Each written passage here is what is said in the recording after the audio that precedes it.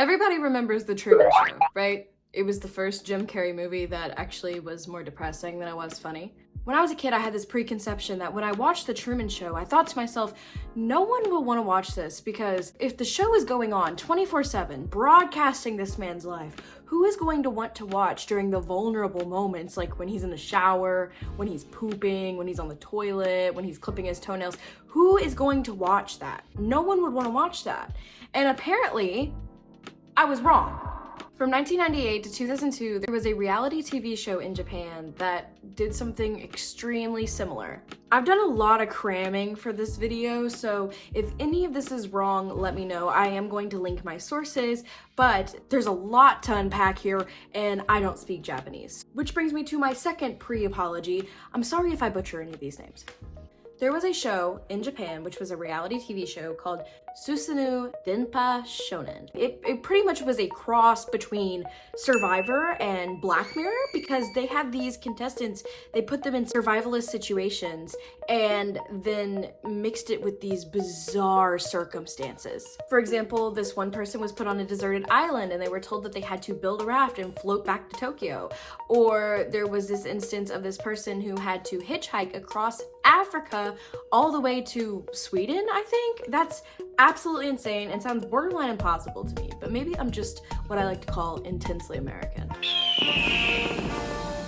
There was one season of this show that stood out far among the rest, and it was because of one singular contestant who made history in a pretty dark way. This particular season of Denpa Shonen was called A Life in Prizes. Tomoaki Hamatsu was an upcoming comedian in Japan. He wasn't extremely popular by any standards, but he was really trying to become this popular comedian. So when there was an open casting call for Denpa Shonen, he applied for it, and he was immediately picked. Now, Hamatsu was actually known as Nasubi throughout his run on the show, and that is not exactly a good thing, apparently. There are accounts that say as a child, Hamatsu was bullied for his facial structure and that people frequently called him Nasubi, and that actually means eggplant in Japanese. So they were basically saying that his head looked like an eggplant. And that did not stop throughout the series of the show. The producers of the show took Hamatsu into this tiny little apartment building with nothing except running water, a stove, and a huge stockpile of magazines. The idea of the show was that he would apply for sweepstakes in the magazines, and then anything he won from the sweepstakes would be his prize, his means of survival. That means he would have nothing to survive off of except for the prizes he won by entering these contests via magazine entry. What's particularly horrifying about it is that as soon as he got into the room, there was no food, but they also stripped him of his clothes completely naked, and the idea was that he would achieve clothes through the sweepstakes? So I don't know if this was the first instance of someone being completely naked on television. Nowadays, we have shows that have been going on since the 2000s, like Naked and Afraid and survivalist shows and etc. But I find it particularly horrifying that this wasn't actually a survival type show. This was an exploitative type show. And back to the nickname Nasubi, the producers of the show actually censored out his genitalia with a giant picture of an eggplant. Now I know we do that when we send our little spicy text, we send a little fire emoji, and we send a little eggplant, we send a little kissy face, and we send a clam, and then we send the rocket ship, and then we send the T-Rex, and then they send a peach, then they send the fairy, and then I send the troll back, and then I forget what we're talking about. But I don't know if this was the first time the eggplant was used, but it's one of the first times I can find us as a society referencing the PP as an eggplant. Him being censored by this eggplant symbol was comedic and was another reason they called him Nasubi on the show. They also started calling him the Naked Eggplant Man, which is great. That doesn't sound exploitative at all. The first thing that Nasubi starts applying for are sweepstakes that are centered around clothes because he's trying to cover himself because he's on national, even international television at the time. And it took him, I believe, 12 weeks to achieve his first prize. Also, keep in mind, he didn't have any food. His first prize was a huge box of 12 different flavors of fiber jelly. And I don't really know what fiber jelly is, but I can only imagine if you hadn't eaten for weeks and the first thing that you're scarfing down is something called fiber jelly, you're pretty much waging war on your intestines and digestive tract at that point. And to me, if the red flags weren't already celebrity just popping up left and right. This is where I think it was starting to get really fishy. Hamatsu had been applying for these clothing-related sweepstakes for weeks at this point, and the only things he had won was fiber jelly, and then eventually he won rice, and then he started winning larger prizes, but he didn't win any clothes. The only clothing item that he won on his entire 15-month span on A Life in Prizes was a pair of used underwear, probably some kind of fetish thing. But I find that extremely suspicious that he's applying for hundreds and hundreds and hundreds of these sweepstakes and he doesn't win any clothing items. The only clothing item he wins is something extremely degrading, and I don't find this to be a coincidence because it's not the only time that something shady was going on. There are times where Hamatsu did not have human interaction for weeks at a time, and I feel like that the producers of the show were probably messing with him at some points. There was one instance where a food delivery man actually knocked on the door with a bowl of fresh ramen. He was forced to smell it, but he hadn't had a meal in weeks, almost months at this point, and it just really degraded him and lowered his self-esteem. The delivery man happened to be, at the wrong door, and then he didn't get the ramen that he was forced to sit there and smell. Other times, the mailman or someone like that, where the apartment director would knock on the door and say that he needed to put a nameplate up or a number plaque up on his door, as if he even could. And I feel like they probably knew that there was some kind of show being filmed in there just because of the popularity of A Life in Prizes. So what was the goal of this show? We know that he has to survive based on the only things that he wins from magazines, but when does he get to quit? He was required to win 1 million yen worth of sweepstake prizes, which at the time equated to about 10,000 US dollars. He was required to fill out enough sweepstakes from magazines and win enough prizes to add up to $10,000, which I don't know if any of you have ever won a sweepstakes in your life, but I haven't, and I've signed up for a few. Over time, the process did seem to speed up when he won some larger prizes, like a television, which he had no antenna or VHS, so he could really only use it for white noise. He won steak, dog food, a bicycle, a PlayStation game. He won some pretty large prizes that started to stack up over time, and it looked pretty good for, Hamatsu. He was thinking probably that he was going to get out of the show and he was going to become this comedian well known on the show, which was extremely popular, by the way. A Life in Prizes had 17 million viewers in Japan alone at that time, which is, according to my calculations, about 1/7 of the entire country.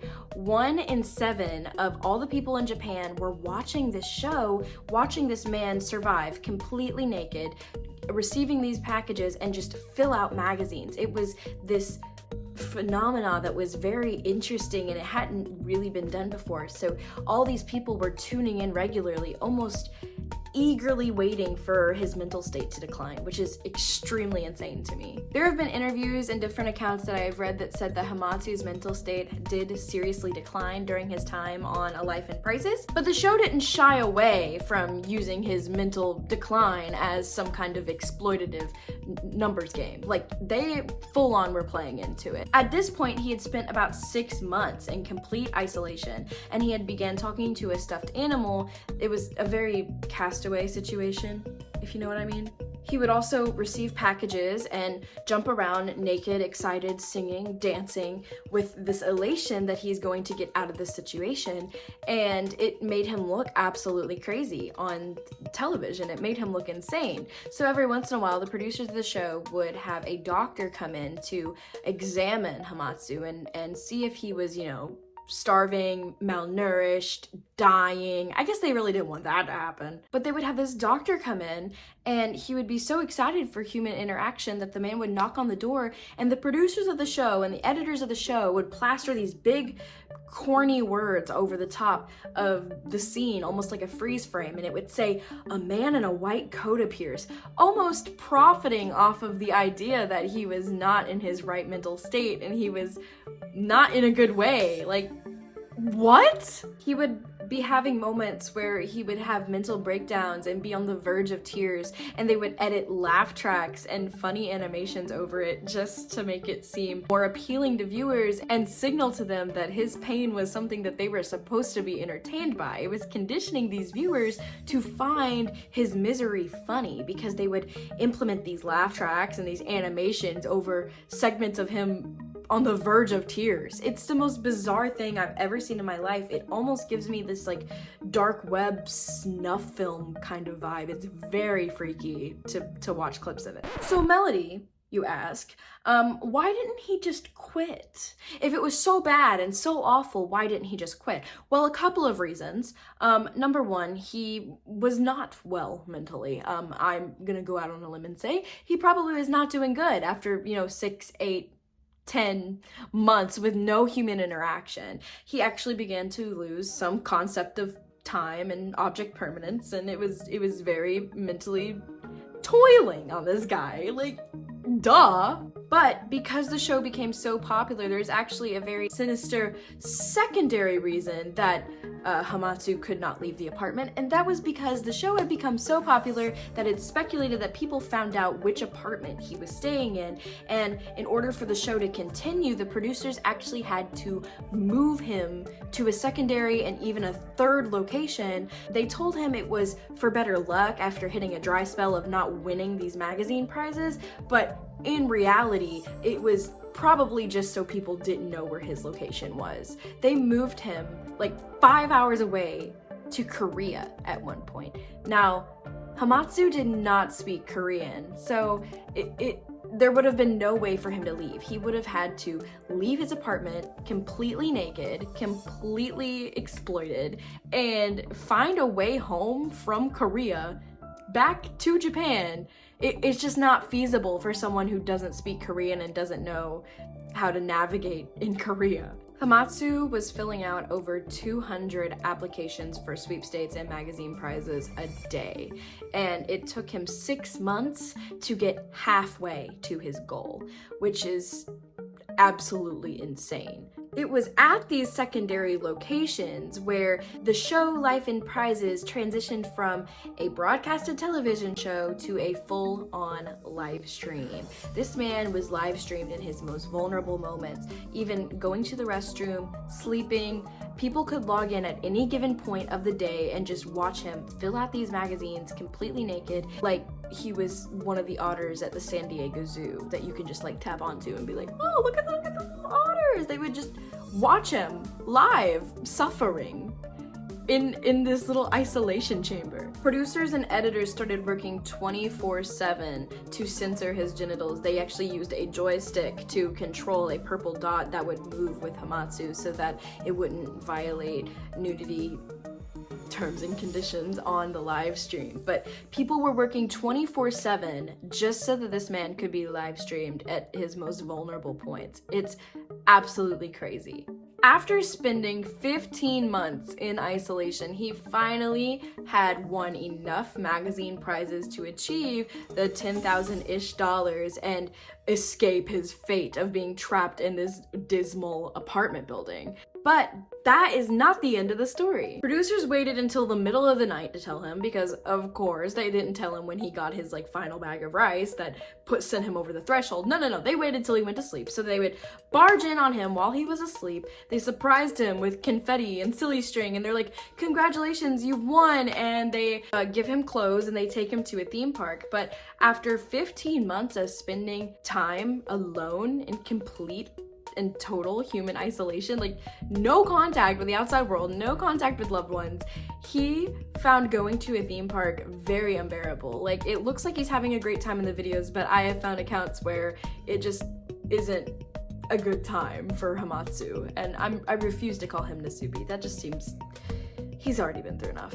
This was his first time in a large crowd, and after 15 months alone, he actually developed some social anxieties and had a hard time navigating this theme park. He also had grown a distaste for clothes. It was almost this sensory issue where he describes them feeling hot and sticky and itchy, and after being forced to be naked for 15 months, he did not want to put the clothes back on. He found them extremely uncomfortable, and he would wear them in public settings, but when he would be in the comfort of his own home, he would strip down naked because because he just found them almost completely unbearable. After the initial celebration of him going to the theme park, they changed the rules on him yet again. Not only did they bring him to a second and a third location, but now he has won the $10,000-ish in prizes, and they changed the rules on him again. They tell him that, oh, well, now you have to fill out enough magazine sweepstakes and win enough prizes to obtain enough monetary value to achieve a ticket from Korea, where you are, back to Japan.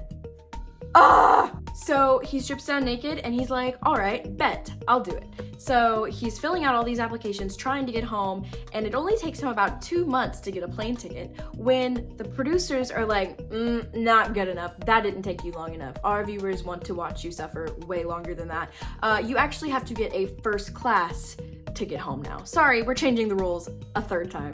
Eventually, Hamatsu does get enough prizes to obtain a first class ticket back home to Japan, and when he arrives, they put him in another apartment, or so it seems. At this point, Hamatsu is completely conditioned to these kinds of rule changes, and you know, at this point, there's no telling what his mental state was like. I can only imagine how crazy I would be after all of this, especially because I would have the fear to leave. I wouldn't want to leave completely naked. Like, I would have probably developed some kind of Stockholm syndrome, to be honest with you. So they put him in this fourth apartment, and it looks just like all the others. It's this blank room, and he is like, okay, I know this is familiar. So he strips down naked again, but what they don't tell him is that this apartment isn't actually an apartment. It's actually a contraption that consists of 4 breakaway walls, and the walls fall down, and there he is, completely naked in front of a live studio audience that is laughing and humiliating this man. They're cheering, but you can tell they're also being very condescending. They are laughing at him because he's stripped down naked again. Obviously, it's his celebratory moment where they all congratulate him for completing the challenge, and they didn't even tell him. They didn't give him any prior warning. The show was shut down in 2002 because Japan started cracking down on reality TV shows that were torture-themed reality TV. Apparently, there was a whole subgenre of Japanese television that was wildly absurd and kind of borderline torture, and so the Japanese government was like, hey, we need to shut that down. This is not looking very cash money on us right now. It absolutely baffles me that people were exploiting him and using him for entertainment, because I don't think I could bear watching any more than a few episodes, hours, I guess, of that. I would be physically sick watching this man spiral into these, like, have these depressive moments and spiraling mentally. I think that that would absolutely shatter me. I wouldn't be able to handle that kind of media. So how did things end for Hamatsu? Did he become a famous Japanese comedian? The answer is sadly no. He went on to guest star in several sitcoms and television shows and game shows after the fact because it was extremely popular. Like, the show had more watchers than Game of Thrones, so this is how viral this show was. But he was able to go on and live a modest life. He said that he had some issues conditioning back to society, but overall it was a terrible hell-like experience, but he was grateful for it because he was now offered chances to go as guest stars on these sitcoms and on these game shows and achieve money that way. But to me, it's just really sad that he wasn't ever offered any chance for his comedy, considering that's the entire reason he agreed to go to the casting call and agreed to be on this show anyway. I'm going to be linking my sources in the description, but I want to end this video by saying that this is the most disturbing example of a live stream, a mainstream live stream. Obviously, there's way more disturbing live streams out there, but this is the most disturbing example of a mainstream live stream I have ever heard of in my entire life. I know that sometimes it's hard to look past all of the wrongdoings in the world of media, television, movies, creative content, etc., because there are so many instances of people being exploited, and it's really bad. But looking back from how far we've come, even from the 90s as a global society, is absolutely insane, because that would never fly today. If you like this video, I would really appreciate it if you went to my channel, checked me out, give me a little like, maybe a subscribe. Maybe. I think that would be absolutely awesome and very swaggy cash money of you guys. So go ahead and do that if you want to. Anyway, you've been watching Melody Ever After. I'm a video essay channel that likes to tackle things that are weird, wacky, horrific, and everything in between. I do a lot of movies, pop culture, and gaming content, especially if it's a little bit creepy or misunderstood. I am all over that. So if you like this video, please go check me out. You've been watching Melody Ever After. Until next time.